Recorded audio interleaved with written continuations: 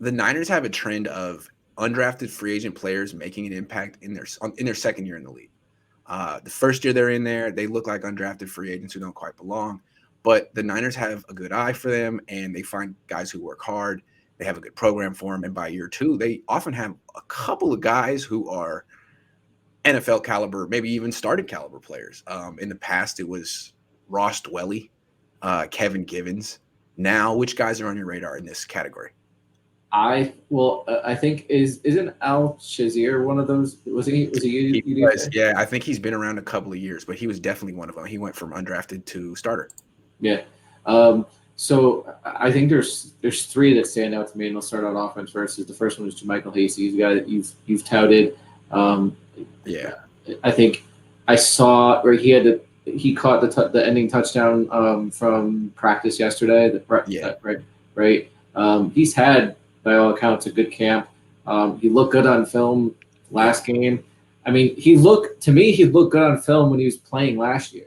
I agree. Um, I think he looks. I think his body looks different this year. I think he looks stronger. Yeah, I keep hearing about like change of pace backs, but like to me, just take the four best backs. Like, Yeah, regardless of what their skill set is, just take whoever the four best yeah. running backs are, just take them. And I think he's one I of think your he's best. one of them. Yeah, He's one of your best four. He's already produced in actual NFL games. Like yeah. he's already produced. So to me, there's no questions about him. Like he should be on there. I think, and if he should get some carries and some usage. Just find a way to use him. Yeah. The next one, defensively, Jonas Griffith stood out to me in the last game. He's a guy that I didn't hear anything about him in camp. I didn't even know. I kind of forgot he was on the roster. I didn't hear anything in camp about him last week and the weeks before. And all of a sudden in the game, this guy's popping. Right, he's filling gaps. And the thing that stood out to me was his coverage. He like there was one where he was playing the hole, and they played a lot of man free that game, and they got a crosser, and he started to jump the crosser, and I don't remember who the DB was, but got a hand on it. I think it was Webb, got a hand on it, and then Jonas Griffith could have gotten an interception. He was right there in position, but he just couldn't make the play. He intercepted Trey Lance like that. It was Lance was trying to fire one through the defense over the middle, and Griffiths just reached up and grabbed it. Like, it was very impressive. Right. So then the next one that I saw was he showed a A gap. I think it was a double A gap blitz by both linebackers. He showed and then bailed out and got a hand on another one. Didn't make the play, but he knocked it down. Could have been another pick. So he's shown the ability to be good in pass coverage. Then when I saw that, I started like, well, let me look up this guy. And there's his pro day video is actually online. I think he ran a 4.62. Oh wow. Yeah, he had He's good 6'4". He weighs right. 250. He's 6'4". And that's the other thing. Like, and I when you and I were DMing, I compared him a lot to Fred Warner, like another lengthy linebacker. Fred Warner was a 4'6", 4'6", 4'6" guy. That's true. That's his fluid movement. He's and then like KJ Wright too in the Seattle scheme. And if they can develop this guy, and imagine if he starts instead of Al-Shaair, now you have a 6'4", 250 linebacker, and then a 6'3", 250 linebacker. Those are your two starting linebackers. Like, imagine the things that you can do with that. Like, correct me if I'm wrong, but it seems like one of the benefits of having such a tall linebacker is when you're in, say, zone coverage and they're right in front of the quarterback and the quarterback has to throw passes over the linebackers. It's hard.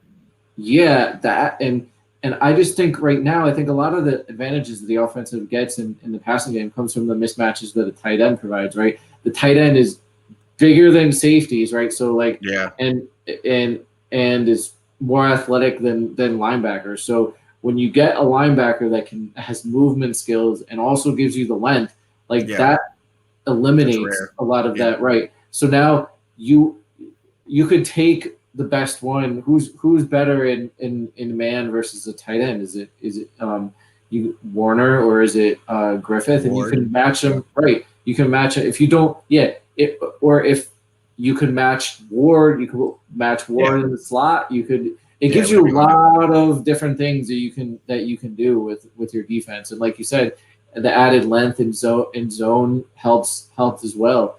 So I think Jonas Griffith is trending up, and he's a guy that possibly I think he's going to make the roster, but he could end up possibly starting up at that Sam position if Michael Kendricks and Shair. Yeah. Anyone else? Yeah, Jared Maiden played. I've touted this guy for a while.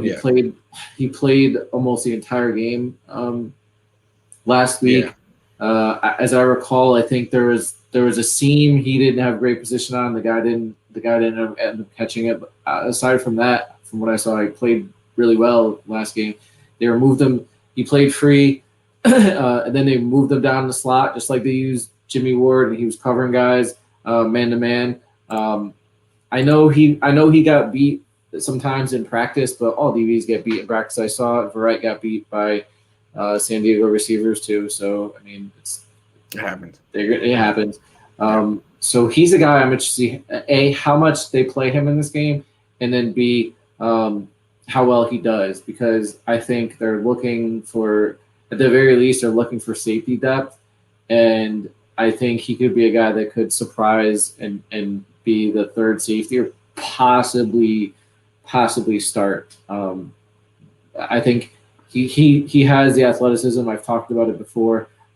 He's played all over at Alabama, and he gives you a lot of the same things that Ward can give you. And if he can just give you those things to even at a lesser degree, then if Ward can't play for some reason, you can plug and play, and you don't have to change your defense. Yeah. Sebastian says, how does Debo's injury history affect his next contract? A big time. It's going to cost him hella money if he keeps having hamstring injuries. Because, I mean, tremendously, he's got to work this out.